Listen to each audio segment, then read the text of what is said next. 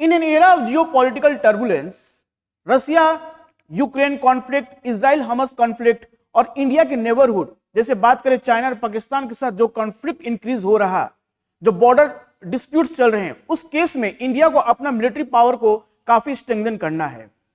यह बात बिल्कुल सच है कि इंडिया अपने टोटल जीडीपी का 2.4% ही हमारे मिलिट्री पे खर्च करते हैं, एक्सपेंडिचर है, और ये काफी चाइना के अगर देखा जाए चाइना कंपैरिजन से तो ये काफी कम है। फिर भी इसमें हम अपने इंडिजिनस टेक्नोलॉजी को काफी इंप्रूव कर रहे हैं। तो आज का जो टॉपिक है उसमें हम लोग इसी बात पे बात करेंगे कि किस तरह से इंडिया के नेवी पावर को स्ट्रेंथन किया जा रहा। ठीक है, सो 3 नेवल वॉरशिप कमीशन इन मुंबई। चलिए बात करते हैं। सो हमारे prime minister yesterday commissioned 3 important warship. One is called INS Surat, second is your INS Nilgiri, and third is your INS Wagshir. So INS Surat is a destroyer, it's a destroyer, ठीक है। INS Nilgiri is a frigate, okay, it's a frigate, and the third one is called INS Wagshir. This is called a submarine, ठीक है। So this all 3 important warship equipped with a new technology, AI enabled technology that will compete with world largest military power including Russia, China and US, and this will strengthen our military power. Not only military power in air force but also our navy will become more strengthened. Okay, so this technology to the nation during the commissioning at the naval dockyard in Mumbai. याद रहे, they will ask you question in which of the following place it was commissioned. It is called naval dockyard in Mumbai. Now let's move to next important. See as मैंने यहां पर बताया कि जो INS सूरत है वो एक तरह का डिस्ट्रॉयर है और आईएनएस नीलगिरी क्या है, एक फ्रिगेट्स है। तो दोनों में एक्चुअल डिफरेंस क्या है, आपके हो सकते एग्जाम प्रीलिम्स में पूछ सकता है what exactly the difference between this two. So let's understand, frigates and destroyer are the most common kind of warship in any naval force, but some people or some in some country they use a synonym to each other, एक दूसरे के नाम को अलग अलग बोलते हैं, लेकिन देयर इज अ डिफरेंस। अगर हम बात करें साइज और वेट के बारे में, the frigates is smaller and lighter but destroyer is larger and heavier. Now what is the primary role of frigates? Primary role patrolling करना। जो फ्रिगेट्स होते हैं पेट्रोलिंग करने, जो बड़ा वॉरशिप जाता है, लाइक अगर डिस्ट्रॉयर कहीं मूव कर रहा, अगर कहीं डिस्ट्रॉयर मूव कर रहा तो उसके आसपास फ्रिगेट्स रहेंगे, they will supply some arms and ammunition, और जितने भी फ्यूल्स वगैरह जो भी सपोर्टिंग चीज है तो वो सारे प्रोवाइड कराते हैं कौन? Frigates, escorting and protecting the large vessel. लेकिन हम डिस्ट्रॉयर की बात करते हैं तो engaging direct combat with enemy ships, this is called offensive operation. Destroyer होता है, it is equipped with a more advance technology in all important ना, मिसाइल्स होंगे इस पे, एयर फोर्स होंगे, ठीक है, यहाँ पर एयरक्राफ्ट होंगे जो that will be directly land to enemies border. तो सारे कुछ यहाँ पर डिस्ट्रॉयर्स में होते हैं। Destroyer means it can able to destroy warships, destroy tanks, and even destroy even whatever the enemy air flights is present in sky. Armaments की बात करें तो less armed जो frigates होते हैं less armed होते हैं, focusing on defensive capability just to defend it. लेकिन वही destroyer की बात करते हैं, it is heavily armed with a variety of advanced weaponry, जैसे ब्रह्मोस मिसाइल होगा, तेजस हो जाएगा, इसमें सुखोई एयरक्राफ्ट होंगे, सारे के सारे यहाँ पर इक्विप्ड होंगे। किसमें? डिस्ट्रॉयर में। It's a very large ship. Okay, role in navy में क्या है? Consider the defensive arm of the army, it's a defensive arm, और ऑफेंसिव आर्म का काम कौन करता है? Called destroyer. अगर हम बात करें फ्रिगेट्स के तो इवन एवरी कंट्री, पूरे वर्ल्ड में जितने कंट्री हैं जिनके पास हमारा नेवी पावर, वहां पर आपको फ्रिगेट्स देखने को मिल जाएगा। लेकिन पूरे वर्ल्ड में ऐसे 13 ही कंट्री है, ओनली 13 कंट्री इन पूरे वर्ल्ड में जिनके पास डिस्ट्रॉयर है, including India. So less common owned by only 13 country as per the global firepower index 2024 के हिसाब से only 13 country in the world who have a destroyer। तो मतलब डिस्ट्रॉयर होना किसी भी कंट्री का अगर नेवी नेवल पावर को बहुत ही बड़ा बनाता है and make a more stronger. Okay, now let's move to another. So अभी हम बात करते हैं पूरे वर्ल्ड के ग्लोबल फायर पावर रैंकिंग में कि पूरे वर्ल्ड में सबसे ज्यादा टॉप 5 जो मिलिट्री पावर कंट्री कौन कौन से हैं। So 2025 military strength ranking की बात करें तो यहां पर you will see first is United States, okay, second is your Russia, third is China, fourth number पे हमारा इंडिया आता है। अगर यहां पर स्कोर की बात करें तो 0.440 इज, अगर किसी कंट्री का ये स्कोर है तो ये मतलब बिल्कुल परफेक्ट है। इवन यूनाइटेड स्टेट का 0.744 है और इंडिया का रैंक है 4 है and 0.1184। So India military power में अगर पूरी मिलिट्री स्ट्रेंथ, अगर आर्मी, एयरफोर्स और नेवी को मिलाकर पूरे कंट्री का रैंकिंग किया जाए तो इंडिया का रैंक कितना आता है? 4th आता है। वहीं बात करते हैं ग्लोबल नेवल पावर रैंकिंग। अब नेवी की रैंकिंग में इंडिया का रैंक क्या आता है? So it this provide by the WDMMW, it is called world directory modern military worship.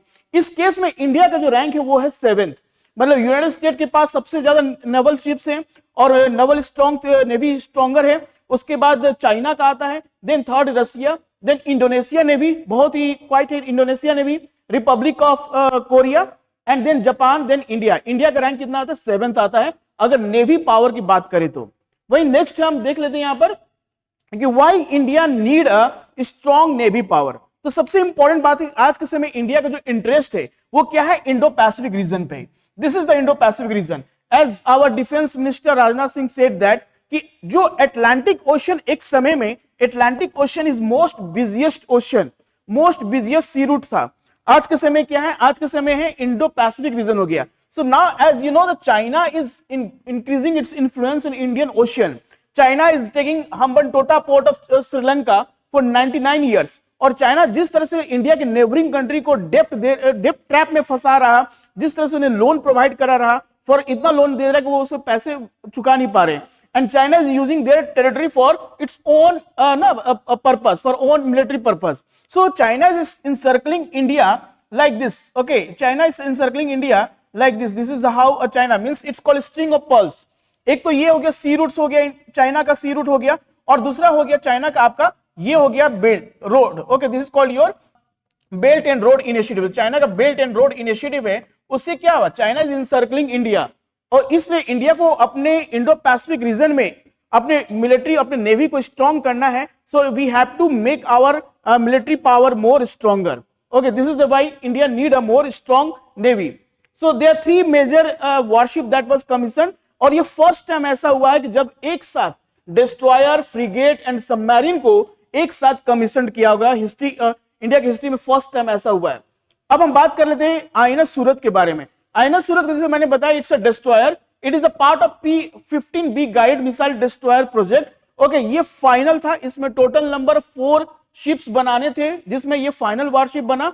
One of the largest and most sophisticated destroyer in the world. Okay, it include all the important newest technology that we called as AI enabled भी है, ठीक है।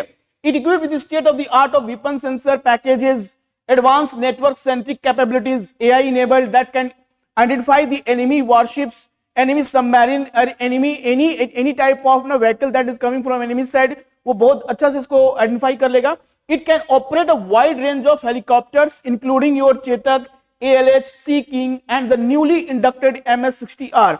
All type of equipment will be here and this can be used as a one of the destroyer and make our military power more stronger.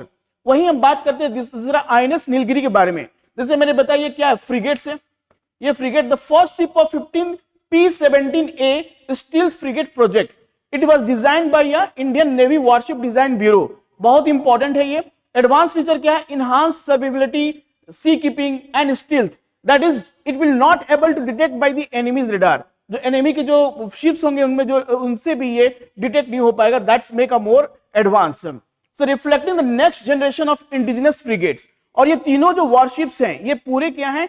Indigenous technology से बने हैं, हमारे खुद के टेक्नोलॉजी से बने हैं, जो प्रमोट करता है आत्मनिर्भर भारत को, ठीक है। The worship is equipped with advance weaponry and system including 8 BrahMos supersonic cruise missiles. इसमें 8 ब्रह्मोस सुपरसोनिक क्रूज मिसाइल्स भी होंगे जो कि किसी भी सिचुएशन में कहीं भी किसी भी कंट्री के ओशनिक वाटर के नजदीक जाकर और टारगेट को हिट कर सकते हैं। That make our navy more stronger.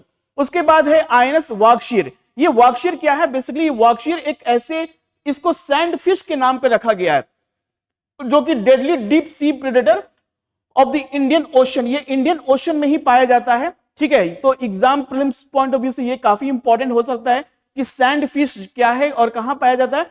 It's called deadly deep sea predator of the Indian ocean. Okay, तो it's a 6th and final submarine of P-75 Scorpion project. P-75 Scorpion project का ये final है, 6th submarine है, and this is what the important for it exam point of view. Okay, it reduce the radiative noise level. जो noise level आता है ना, जैसे कि हम लोग एक हमारा वीडियो अभी बहुत रिसेंटली रिलीज हुआ, सोनो बॉयज, जो कि इंडिया एंड यूएसए दोनों मिलकर सोनो बॉयज का डेवलपमेंट कर रहे हैं। सोनो बॉयज क्या है, एक तरह का डिटेक्ट कर लेता है, साउंड को डिटेक्ट कर लेता है अगर एनिमी शिप्स का है, तो उस केस में ये आईएनएस वार्कशीर विल भी काफी अच्छा होगा, क्योंकि अगर इंडिया किसी टेक्नोलॉजी पे काम कर रहा है तो कहीं ना कहीं other country like China also उस टेक्नोलॉजी पे काम कर रहे होंगे, तो this will be reduce the radiated noise level, जिससे कि किसी भी एनिमी शिप्स इसको आइडेंटिफाई नहीं कर पाएगा कि उसके आसपास है। तो ये एक बहुत ही प्लस पॉइंट है, इसका एडवांटेज है, टेक्नोलॉजी है। It is called precision guided weapon such as torpedoes, tube launch anti ship missiles. Its role in both offensive and defensive naval operation, offensive और डिफेंसिव दोनों में ये काम करेगा, तो it is one of the important strengthening our naval power. तो इसी के साथ इस वीडियो को खत्म करते हैं। I hope you understand what the 3 important warships and how it make India more military wise stronger as compared to other countries. Thank you.